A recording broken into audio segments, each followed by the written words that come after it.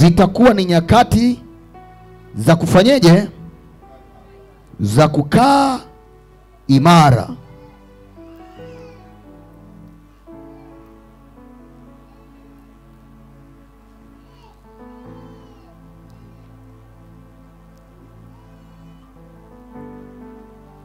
Za kukaa imara.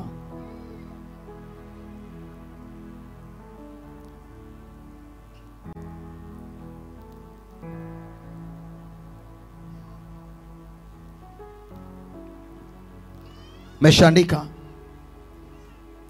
watu wote wenye matumaini juu ya kesho zilizo bora, hata kama wapo katika hali ngumu, bado wanaona wepesi kwamba katika hizi nyakati ngumu bado kuna kesho iliyo bora. Kwa hiyo kwa kila mtu anayemwamini Mungu, kwa kila mtu mwenye tumaini na Mungu, hata katika giza bado ataiona nuru. Kila mtu mwenye tumaini katika Kristo Yesu, hata kama yupo katika hali ya kutisha na kukatisha tamaa, bado mtu huyu ataliona tumaini, kwa sababu sisi tunaishi kwa imani, hatuishi kwa kuona. Jina la Bwana libarikiwe sana. Sio lazima tuone vitu ndipo tuamini. Sisi tunaamini kwanza, ndipo tunakuja kuona matokeo. Kwa hiyo Mungu aliruhusu nyakati tofauti tofauti ili watu wajifunze kumtegemea Mungu. Kama kungekuwa ukishaokoka unaishi tambalale kwa Yesu, kama mwimbaji aliyeimbaga tambalale kwa Yesu, tafsiri yake ni kwamba watu wangekuwa wakiingia huko wanabweteka, kwa sababu ukishaokoka tu wewe ni tambalale. Lakini kwa Yesu sio tambalale, kwa sababu Mungu anatufundisha tujue kumtegemea na kumtumainia yeye. Jina la Bwana libarikiwe sana. Nimesema nyakati hizi ambazo za kukaa imara, anasema nyakati zako zitakuwa za kukaa imara. Kwa nini ni nyakati za kukaa imara? Ni kwa sababu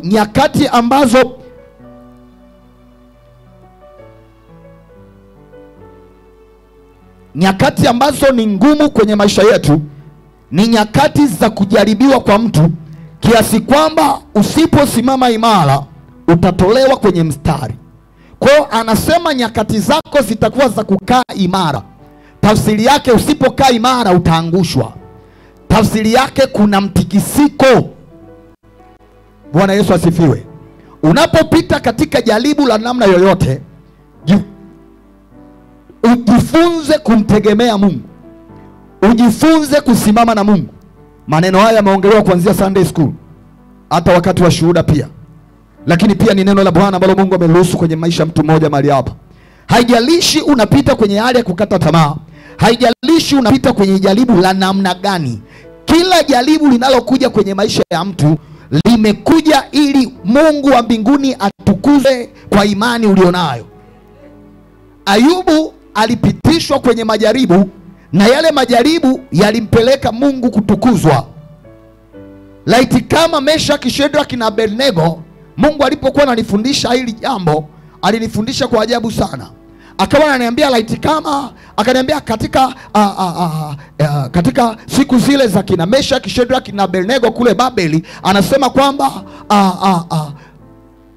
kulikuwepo na watu wengi waaminifu kwa Mungu katika nyakati zile. Lakini kwa nini Meshaki, Shadraka na Abednego wanaongelewa? Kwa sababu walipita kwenye majaribu na wakashinda. Sio kama unanielewa hapa. Haleluya. Tunapoongelea juu ya Meshaki, Shadraka na Abednego, tunafahamu kwamba wao kwa sababu ya imani yao walijaribiwa, na walipojaribiwa hawakutaka kujinajisi kwa sababu ya jaribu lililopo mbele yao. Tena lilikuwa ni jaribu kubwa kuliko unalolipitia wewe, kwa sababu ilikuwa ni jaribu ambalo linahitaji mambo mawili: wamkatae Mungu ili waishi, au wamkubali Mungu ili wafe. Lakini bado wao wakakubali kufa kwa ajili ya Bwana. Wale ambao walitupwa kwenye tanuru la moto ndio waliotoka na kusujudiwa, waliotoka na kupewa shangwe, waliotoka na kupandisha viwango, kwa sababu imani yao imethibitishwa katikati ya nyakati ngumu za majaribu. Jina la Bwana libarikiwe sana. Tunapomwongelea Danieli, Meshaki, Shadraka na Abednego, hao watatu walikuwa peke yao eneo lingine, na huyu Danieli alikuwa peke yake eneo lingine. lakini kila mmoja alijaribiwa kwa nyakati tofauti. Watu hao walipokuwa pamoja, Mungu alipowainua, shetani pia kainua jaribu ili kuangusha chini. Na jaribu lolote huwa linahusu imani yako.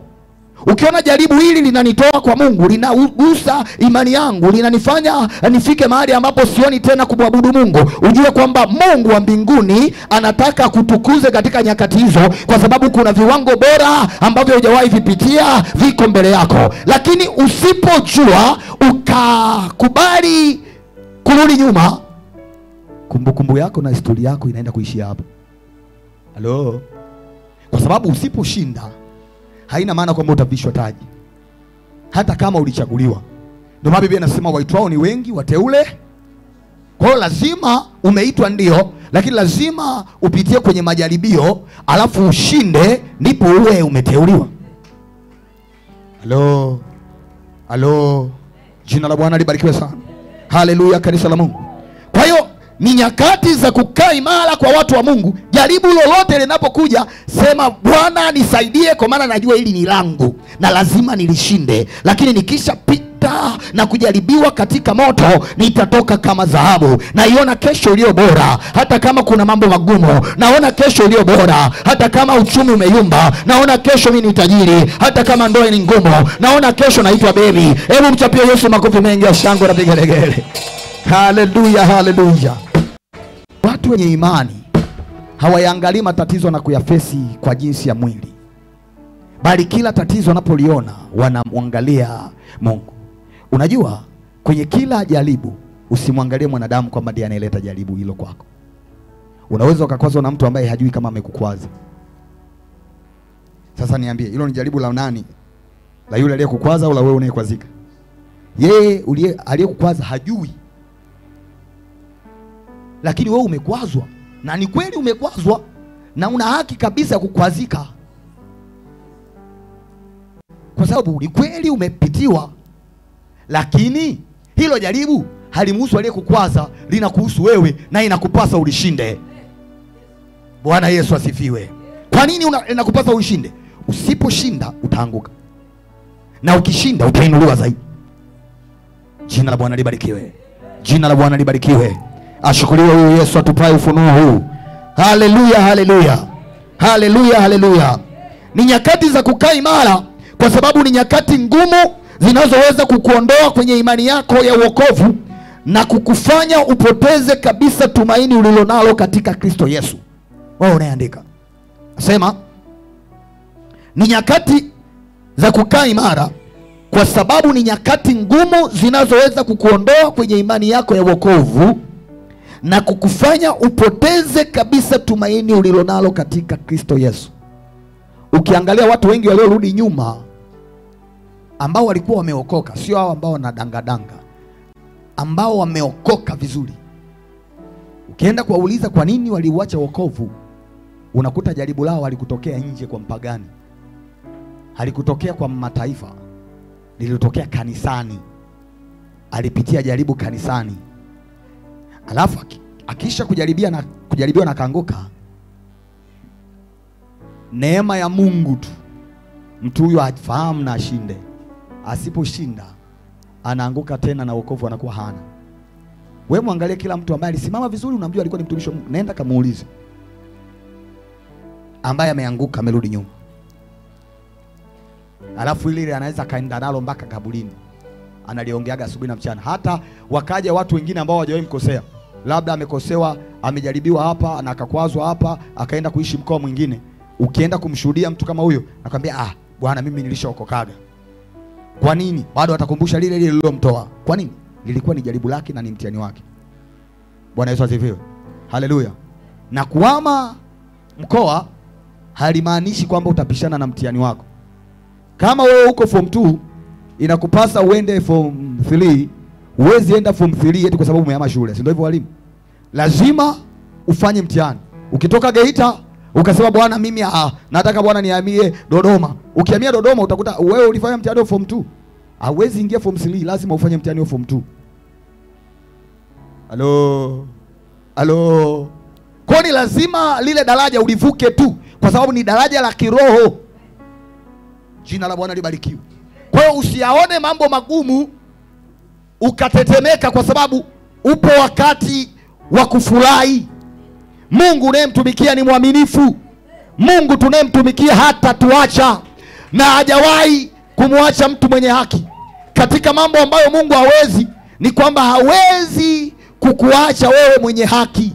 Haleluya, haleluya.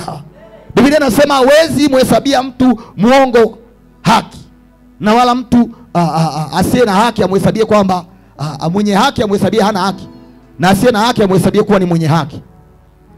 Mungu ni mwaminifu.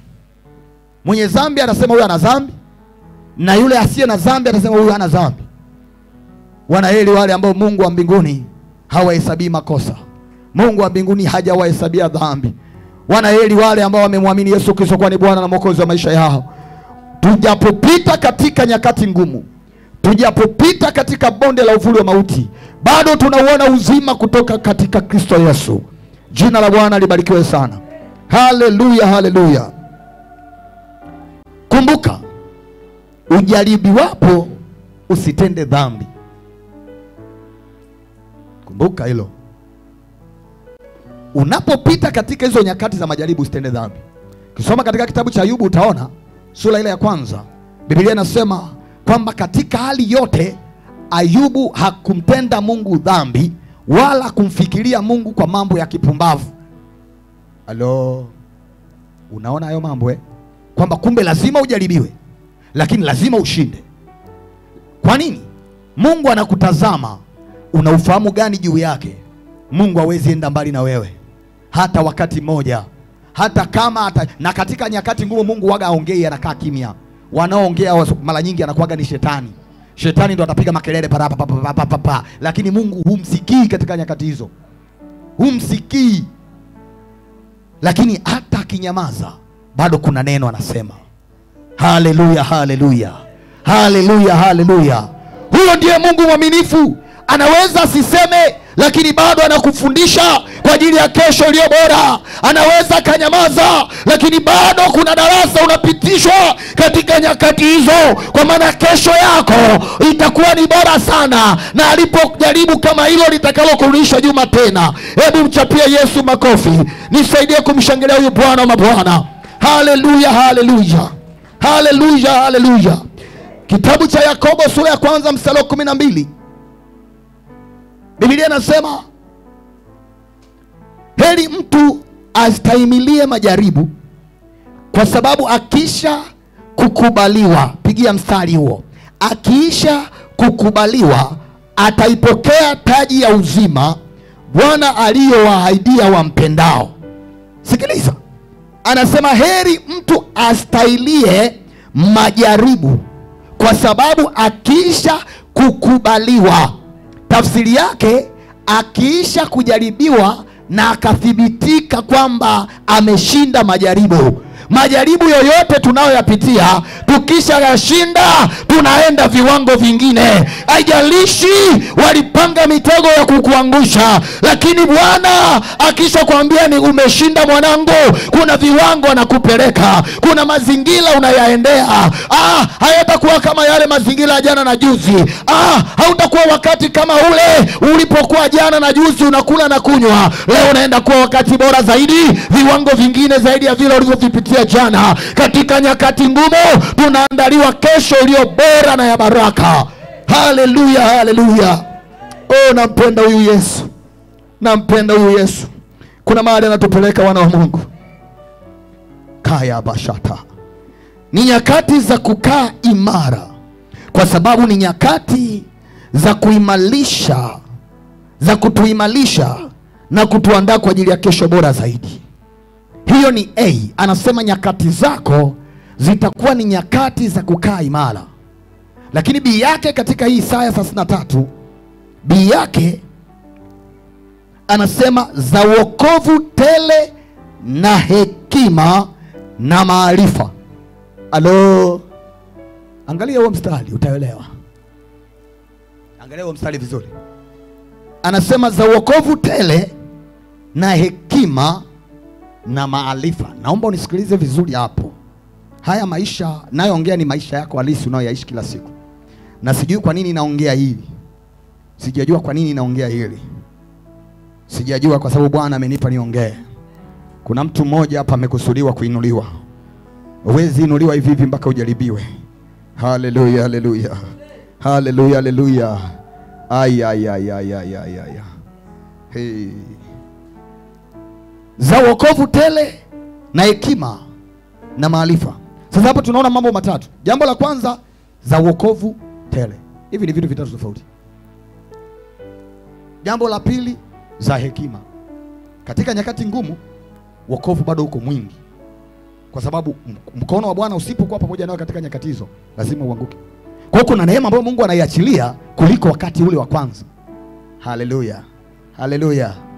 Hata ukishinda, usiseme umeshinda kwa uwezo wako. Ni Mungu alikubeba. Za wokovu tele. Lakini pia katika nyakati hizo hizo anasema za hekima. Hizo nyakati ngumu ni nyakati ambazo inabidi utumie hekima kwenye kila jambo. Kuna msemo unasema ukiwa na hasira usifanye maamuzi. Kuna watu wamekukwaza, kaa kimya, nyamaza. Hiyo ni hekima. Hekima inakufanya unene wakati wa kunena, unyamaze wakati wa kunyamaza. Haleluya. Haleluya. Lakini jambo la tatu analiongelea ni maarifa. Ni wakati ambao wazo litokalo kwa Mungu tu ndilo litakuwa jibu la kweli. Hayo ni maarifa. Mungu ataachilia ufunuo ndani yako, na ule ufunuo utakutoa hapo. Kwa sababu maarifa yanatumika kuonyesha mlango mahali hamna mlango. Jina la Bwana libarikiwe sana. Kwa hiyo utafanya kitu cha tofauti na mazingira. Huo ni ufunuo wa kimungu. Hayo ni maarifa. Mungu anakupa kufanya jambo ambalo ni tofauti na mazingira uliopo. Kwa hiyo sio akili ya kibinadamu, sio elimu ile uliyokaa darasani, sio miaka ile mingi ulioishi kwamba uzee wangu umenifanya niweze kutoka hapa. Ni hekima ya kiungu inayokutoa hapo. Unasikia ni kama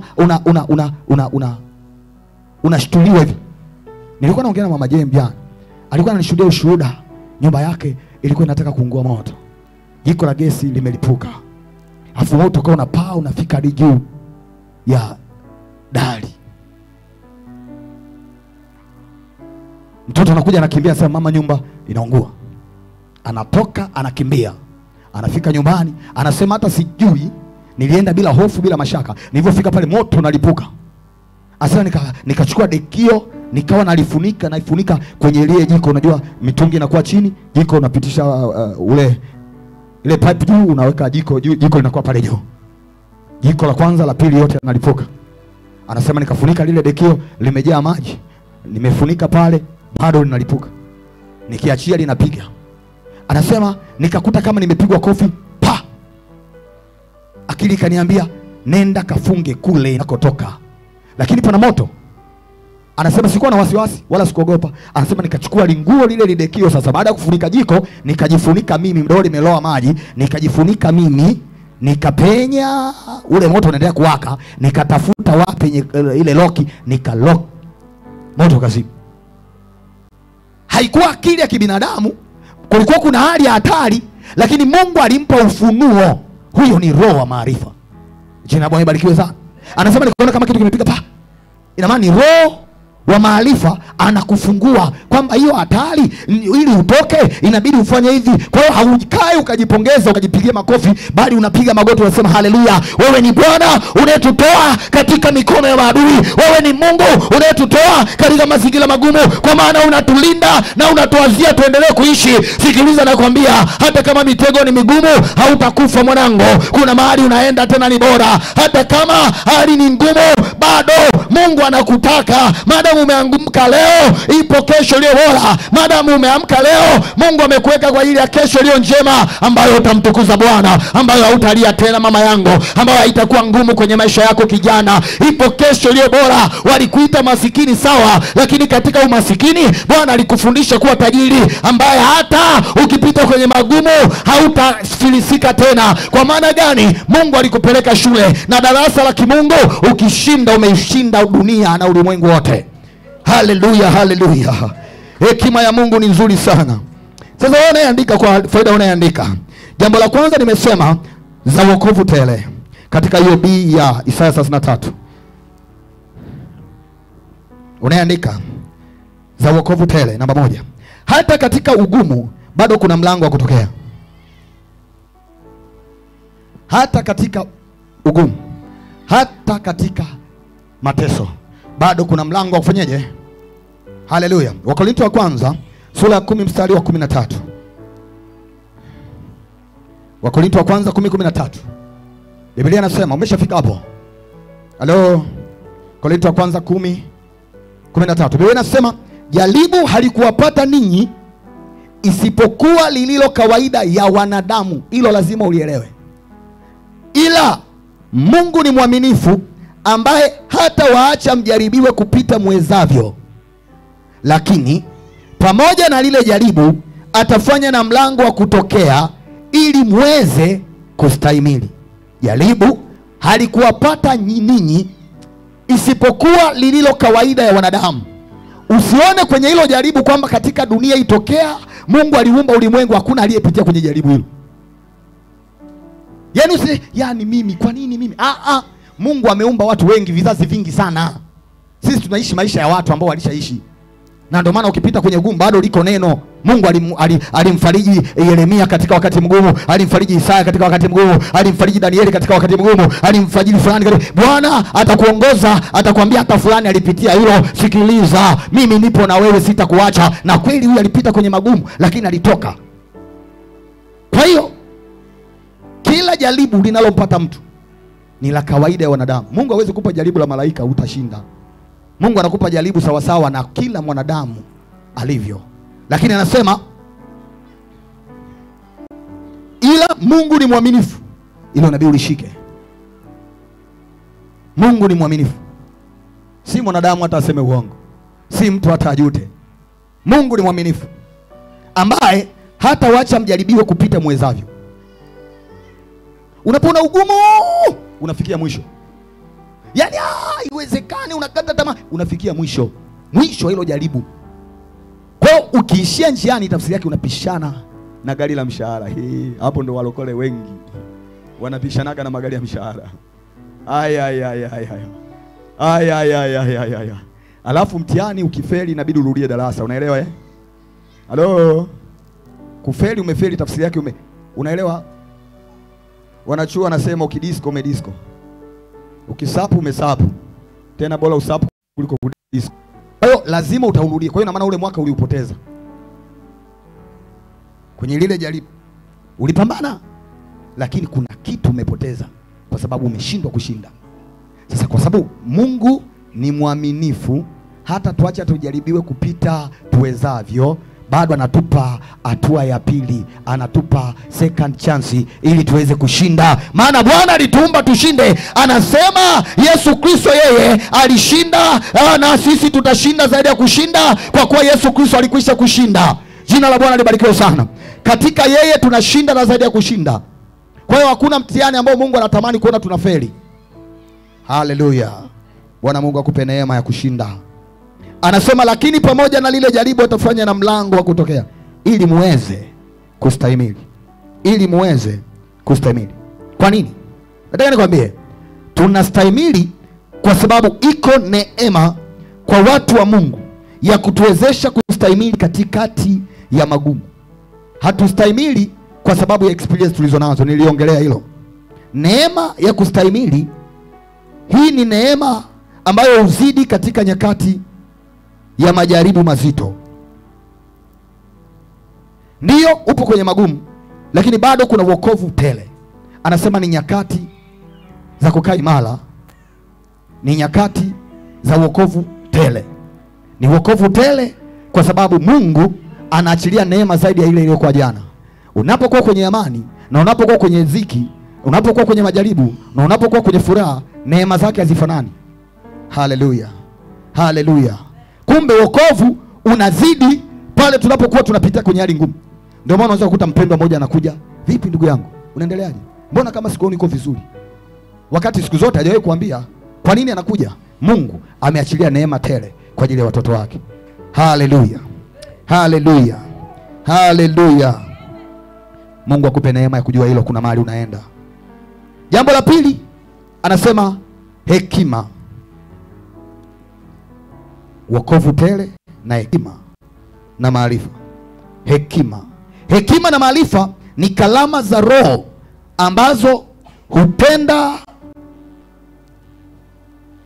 kazi ndani ya mtu aliyejazwa Roho Mtakatifu ili kumsaidia kuishi katika hali na mazingira yoyote. Sema, hekima na maarifa ni karama za Roho. Halo, hekima na maarifa vinatoka kwa Mungu. Suleimani alipokuwa anakabidhiwa ufalme, angalia kwenye sura ile ya 10 mstari wa Wafalme wa kwanza sura ile ya 10, sura ya 9, anasema Mungu unipe hekima na maarifa. Na ile hekima ya Suleimani ilipita hekima za wasomi wote wa dunia, kwa sababu hekima ile imetoka kwa Mungu. Maarifa yale yalikuwa yametoka kwa Mungu. Sio haya maarifa ya soma mpaka kufika chuo kikuu. Sio hekima uliyoulisi kwa babu yako. Hekima inatoka kwa Mungu, itawafanya wengi wakujie. Suleimani kwa hekima yake, Malkia wa Sheba anatoka Afrika anaenda Israeli ili asikie hekima. Na Biblia inatuambia kwenye ile sura ya 10 alienda na utajiri mwingi, akijua wanamsifu huyo mfalme. Mimi mbona niko sasa naenda na mafumbo yangu. Haya mambo yananifumbaga kwenye ufalme wangu na utawala wangu. Watawala lazima wawe na hekima ya kimungu. Usipokuwa na hekima ya kimungu, kuna wakati ndio mfalme inabidi, lakini inabidi unyamaze. Uache yapite. Usiponyamaza kuna mabaya yanakuja. Hiyo ni hekima itokayo kwa Mungu.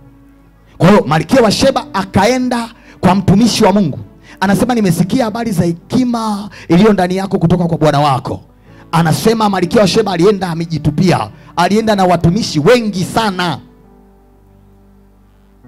Na unajua Afrika ilivyo na dhahabu nyingi. Ukisoma pale unakuta ni kama kilo 600 na zaidi huko. Meli zilienda na dhahabu. Tani kama tani 600 sijui. Kuna lugha pale inatumika.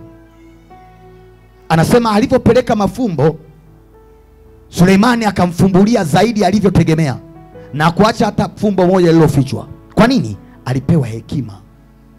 Watu wote wakuu Mungu huwa anawapa hekima. Bwana Yesu asifiwe. Na ile hekima ndio itakayowavuta watu kuja kwako. Ile hekima ndio itakayofanya watu wakutafute. Ile hekima ya kiungu. Ndiyo wewe ni fundi, unahitaji hekima ya kiungu. Ndiyo wewe ni mwalimu, unahitaji hekima ya kiungu. Ndiyo wewe ni mwajiliwa na una taaluma fulani, unahitaji hekima na maarifa ya kimungu. Hayo ndiyo yatakayofanya uonekane bora kuliko wengine. Haleluya. Jina la Bwana libarikiwe sana. Ninaongea na watu mahali hapa. Mungu akupe neema ya hekima na maarifa. Nimesema hekima na maarifa ni karama za Roho ambazo hutenda kazi ndani ya mtu aliyejazwa Roho Mtakatifu ili kumsaidia kuishi katika hali na mazingira yoyote. Kwa hiyo Roho Mtakatifu ukimpokea, anakupa roho ya hekima, anakupa roho ya maarifa. Isaya katika sura hii anataja vizuri vitu viwili katika mstari wa 6. Lakini ukisoma katika Isaya sura 11 unaona anataja roho 7 za Mungu. Jina la Bwana libarikiwe sana, ambazo ni lazima mtu aliyeokoka awe nazo. Halo. Nimesema Isaya 11 mstari wa 2, Biblia inasema hivi: na roho ya Bwana atakaa juu yake. Isaya 11:2. Umefika hapo? Na roho ya Bwana, tena pigana mstari, hiyo itakusaidia. Atakaa juu yake roho ya hekima na ufahamu, roho ya shauri na uweza, roho ya maarifa na ya kumcha Bwana. Ukipiga hapo, ukiangalia vizuri, utaona hivi vitu anaenda na viunganisha, lakini kila kitu kipo peke yake. Bwana Yesu asifiwe. Ukisoma kwa tafsiri sahihi, kuna roho ya Bwana ambaye ndio Roho Mtakatifu, atakaa juu yake. Akisha kaa juu yake, kuna roho ya hekima na kuna roho ya ufahamu. Namba 3. 4, kuna roho ya shauri.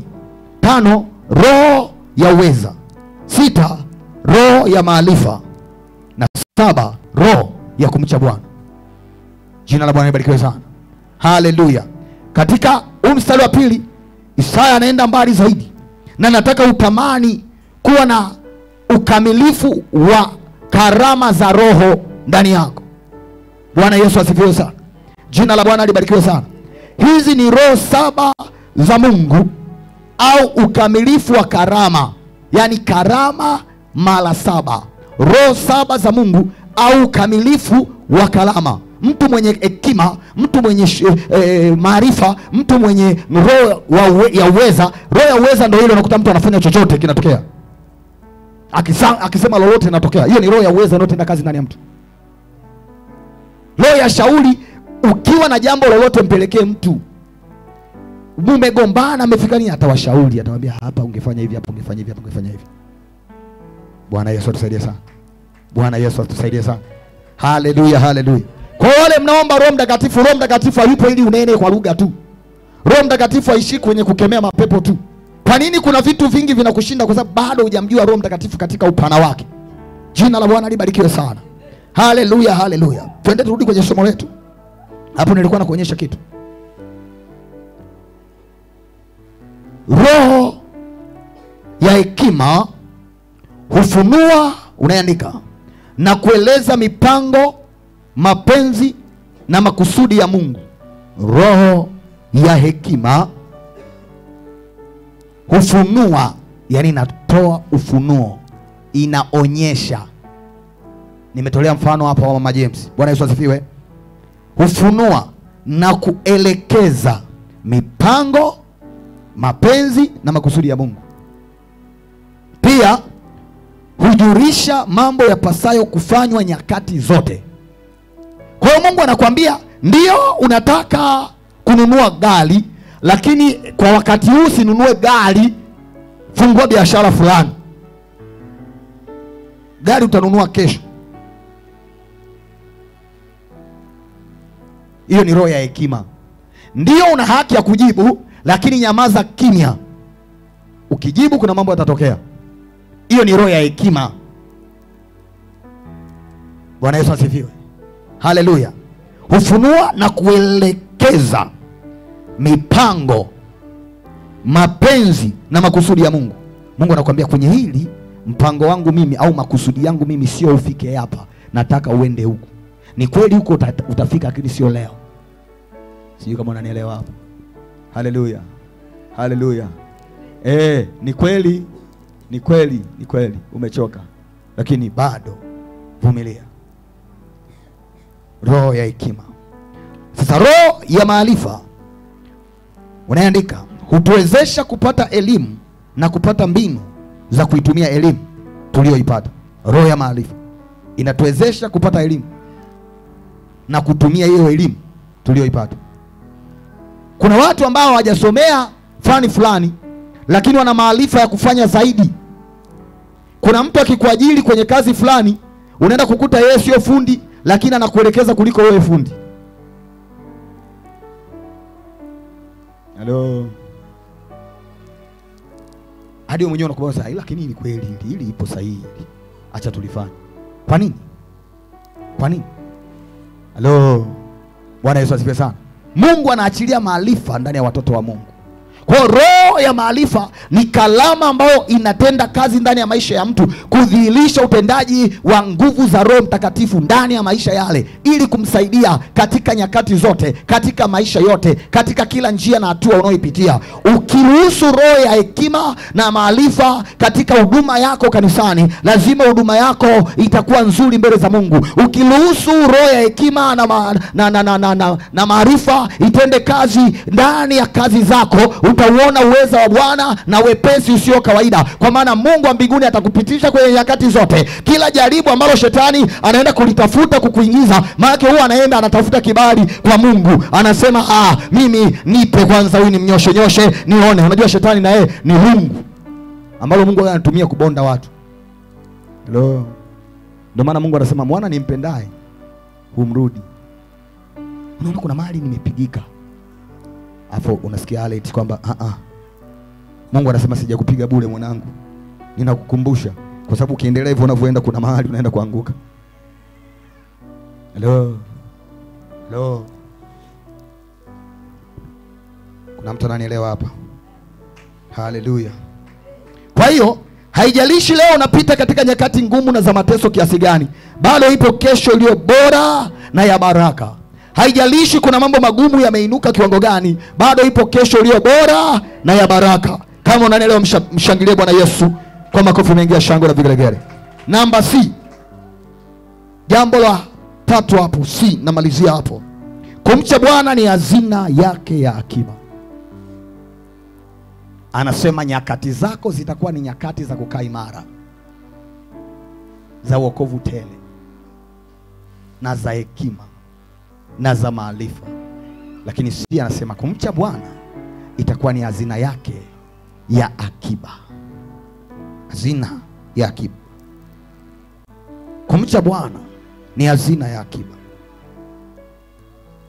Nini maana yake? Katikati ya ugumu tunapaswa kumshikilia Mungu zaidi.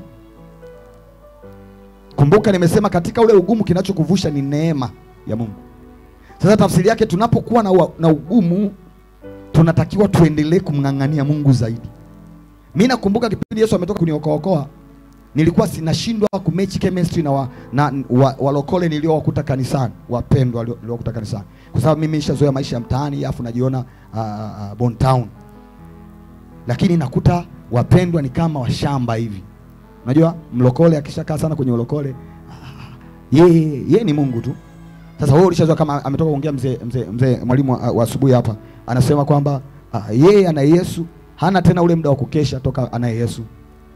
Lakini kuna watu wao kurudi saa 5 saa 6, ukimuuliza ulikuwepo wapi, hata ajui alikuwepo wapi. Yaani nilikuwepo tu monjiani na washikaji. Kwa hiyo hata ajui, hana maelezo kwamba alikuwepo. Kwa hiyo wewe akikukuta saa 1 upo nyumbani umetulia, nakuona kama mshamba. Unaweza kukuta mimi nimekaa hapa, matukio yanaendelea hapo mjini tu siyajui. Ukiangalia sasa jamaa shamba kweli. Sasa naenda mjini kufanya nini? Kwa mimi na shughuli huko. Mimi shughuli zangu ni nyumbani na milimani. Nipo zangu huko na vindege. Kwa hiyo unaweza kukuta nakata mwezi. Nikienda mjini, kama sijaenda kunyoa, basi kuna mpendwa nimeenda kumtembelea. Kwa nini? Sina mishe yoyote huko mjini mimi. Halo. Lakini mtu mwingine akiangalia anasema huyu jamani mshamba. Wewe unaona mtu yupo hapo Ushilombo, lakini anaijua Ushilombo yote, kila uchochoro. Ulienda kufanya nini? Wewe ni machinga.